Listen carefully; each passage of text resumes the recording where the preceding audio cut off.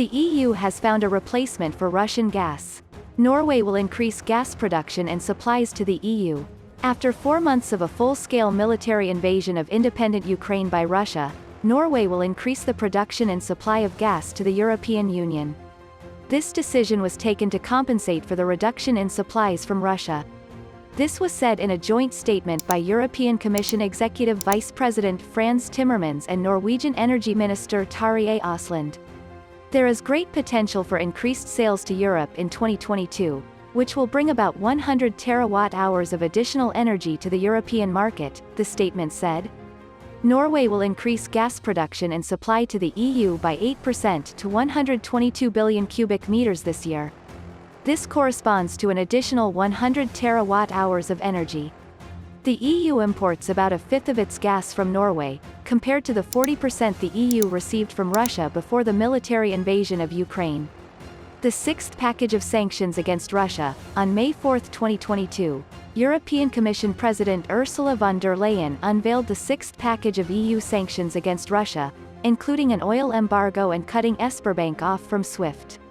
Hungary opposes the ban on Russian oil supplies. On May 29, Bloomberg, citing sources, reported that the European Commission proposes the EU countries refuse imports of Russian oil by the sea while deferring restrictions on its import through the pipeline, Druzhba. Subsequently, the EU agreed to a partial embargo on Russian oil. The agreement to ban Russian oil exports to the EU concerns more than two-thirds of Russia's oil imports, reducing a significant source of funding for its war machine.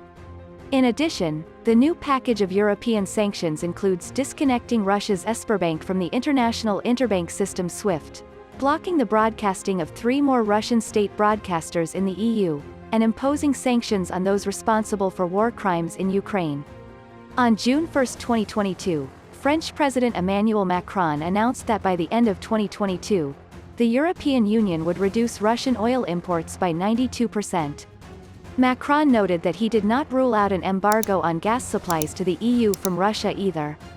On June 2, economic analyst Mikhail Krutyhin said that Russia had started to talk about shutting down oil refineries. On the same day, U.S. President Joe Biden said that the U.S. and the EU were discussing the possibility of buying Russian oil at a below-market price.